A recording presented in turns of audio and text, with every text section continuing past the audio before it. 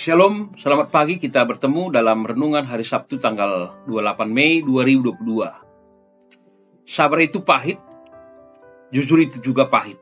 Namun semua yang pahit banyak menyembuhkan segala penyakit. Kita berdoa.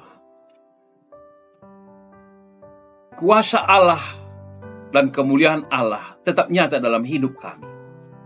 Biarlah pemeliharaan Tuhan dan hikmat-Mu tetap memperlengkapi kami untuk tetap setia hidup dalam kebenaran pada hari ini. Dalam nama Tuhan Yesus kami berdoa. Amin. Firman Tuhan 1 Korintus 13 ayat 4. Kasih itu sabar, kasih itu murah hati, ia tidak cemburu, ia tidak memegahkan diri dan tidak sombong.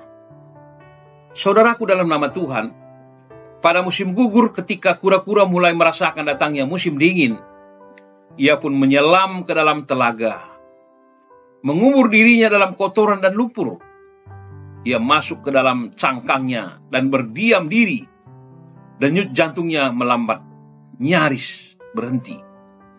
Suhu tubuhnya turun hingga bertahan di atas titik beku. Ia berhenti bernapas dan menunggu. Selama 6 bulan ia tetap terkubur, dan tubuhnya mengeluarkan kalsium dari tulang-tulangnya masuk ke aliran darah, sehingga perlahan-lahan tubuhnya mulai kehilangan bentuk. Namun ketika es di telaga mulai mencair, kura-kura akan naik ke permukaan air dan bernapas lagi. Tulang-tulangnya akan kembali terbentuk dan ia akan merasakan hangatnya sinar mentari menerpa cangkangnya. Kisah tentang kura-kura ini mengingatkan kita ketika membaca gambaran hidup dalam ketangguhan dan kesabaran dalam menjalani setiap musim kehidupan. Sebagai orang percaya, kita harus dengan sabar menantikan pertolongan Allah dalam menghadapi berbagai keadaan. Kasih bukan hanya ucapan, tetapi tindakan.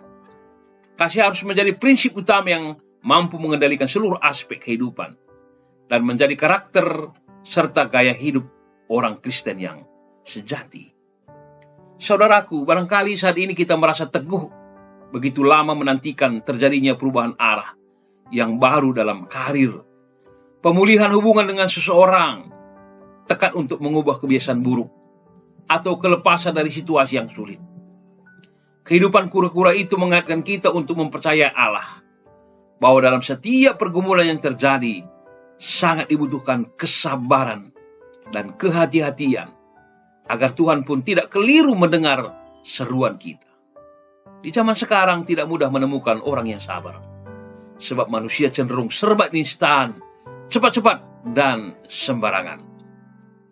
Ketika orang lain yang menghadapi masalah, banyak orang memberi nasihat, yang sabar ya. Apa itu kesabaran? Kesabaran adalah ketenangan hati dalam menghadapi cobaan, atau kemampuan untuk menahan diri dalam menghadapi situasi yang sulit. Jadi iman tanpa kasih, hidup menjadi dingin. Dan pengharapan tanpa kasih, menjadi hidup jadi suram. Masih banyak orang Kristen berbicara tentang kasih, tapi hidupnya masih dipenuhi iri hati, kecemburuan, mementingkan diri sendiri, tidak mau mengalah dan merendahkan diri, tidak mau tahu dengan ketidakadilan, tertawa dalam penderitaan orang lain, cari aman, dan kurang peduli. Sebagai orang Kristen, kita dituntut untuk memiliki pengendalian diri dalam kesabaran, dan mau terus belajar agar bertumbuh dalam kasih. Maka nilai kesabaran memampukan kita dapat melihat hal-hal yang positif, sekalipun di tengah kesukaran.